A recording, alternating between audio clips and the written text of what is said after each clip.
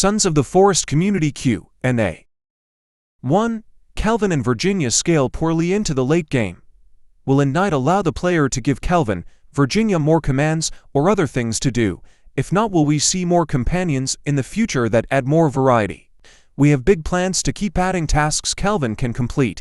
Some ideas in progress are having him help construct a wall around your base, or fortify, repair the base when needed. For Virginia, we plan to add more to her AI, particularly giving her more bravery if she has a weapon, and also depending on how many mutants, cannibals she has killed. 2. Who is the character we play as? Will we get more background, lore on them, and the other characters in the game? Kelvin, Eric and Timmy, etc. There will be lots more lore and story pickups, as well as extra cutscenes and new areas that will work to expand and flesh out the story. 3. Will we see improved gore, dismemberment mechanics? It's not currently on our list of things to add, but always looking on ways to improve the effects. 4. What happened to the various scrapped ideas of the game, such as Kelvin's original name of Robbie and the night vision goggles, solar panels, climbing axe, battery charger, etc. Lots of features are partially and will be coming in future patches. Kelvin actually had a few different names over the course of his development. We originally called him Zombie Boy, then Robbie, which is what we referred to him internally, and finally settled on Kelvin. 5. Does Endnight plan to add faster forms of transportation? We do have what we think is a really cool idea for this, but don't want to go into details in case it isn't as fun as we think it might be, or doesn't work well with the environment. 6. How does Endnight plan to tackle cheating and griefing? We've seen forms of griefing, such as killing companions and other players. This is always really tricky. Our hope as developers is that people just be nice to each other, but unfortunately, that isn't what happens. We added the trusted system as a base tool to handle playing in public open servers. We will also be looking into ways to limit griefing and new tools for hosts. 7. Is anything planned for the forests after full release, such as updates to VR and bug fixes? Currently, we are focused on making Sons of the Forest a really good early access experience for players, and will decide on future plans once the early access process is close to complete. 8. Is a console port planned for after full release? We would be really excited to bring the game to PlayStation and possibly Xbox after the early access period, but we do not currently have any firm plans. Right now we want to just make this the best TC game we are able to. 9. Many players are asking for features, but they may already be WIP. Could we be given a roadmap of features and additional content coming in the future that you can currently share?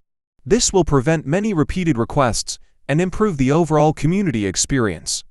We don't want to promise features that might not make it, but also like surprising players with cool stuff that they might not be expecting.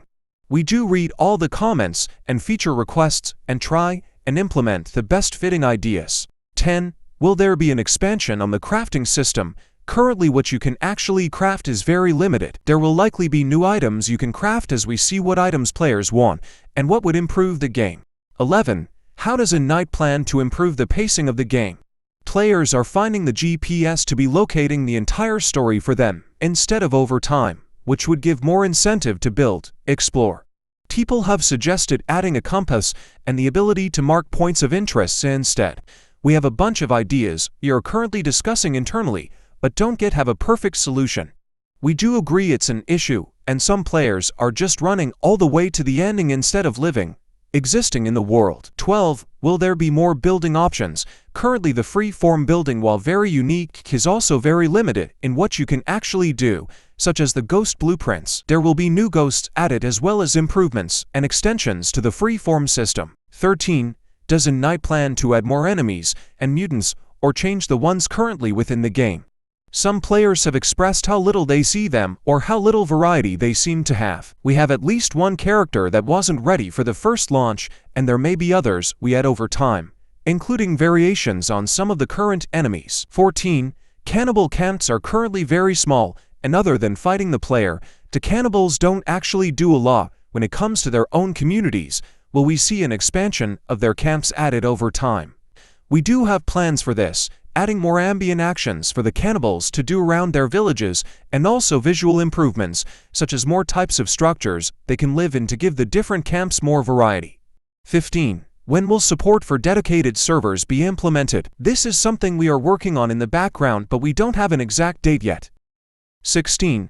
Does the team plan to add additional building materials and a robust crafting, cooking system? We do have a prototype of a more advanced cooking system, and it will likely come into the game in a future patch once it's further developed. 17. Why was early access announced so late? What are the plans after early access? We really struggled with deciding if we would delay a further 6 to 8 months or release in early access and have the community help us get the game to the finish line. We had such a good experience with our first title in early access that we eventually decided that would be the best idea. 18. Will we see more wildlife, such as bears, wolves? We don't currently plan on adding bears or wolves, possibly other animals. 19. What will the bi-weekly updates look like? Will it be quality of life, or will we see the addition of new things and improvements over the game? We will likely alternate between 2 to 4 week patches depending on what we are trying to get in. Each patch will include different things, from further story, cutscene additions, to new features and items along with lots of bug fixes and other improvements. 20. Has the success of Sons of the Forest made the team evaluate how far they want to take the game, and maybe push back the 1.0 release? We have a rough estimate of 6 to 8 months, but we'll be constantly re-evaluating as the development progresses. We really just want to make the coolest game possible. 21. The developer said before they wanted to do DLC and workshop. Is the workshop still priority, and is DLC still planned post-launch? We should be able to talk about this more further into the early access period. 22. The developer said before they wanted to do DLC and workshop. Is the workshop still priority, and is DLC still planned post-launch?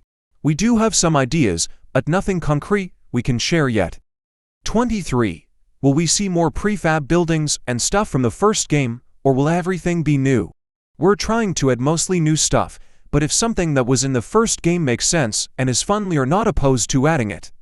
24. Will the island environment be expanded upon to make it more challenging? There will be updates to the environment throughout the early access period. 25. Will the Log Sled maker return? This is one of the really cool things about early access. We didn't realize how much people liked the Log Sled, and due to the amount of bugs it had in the first game, we weren't sure if it was worth putting back in or not. But in the last week since release, it's become clear it's something players miss.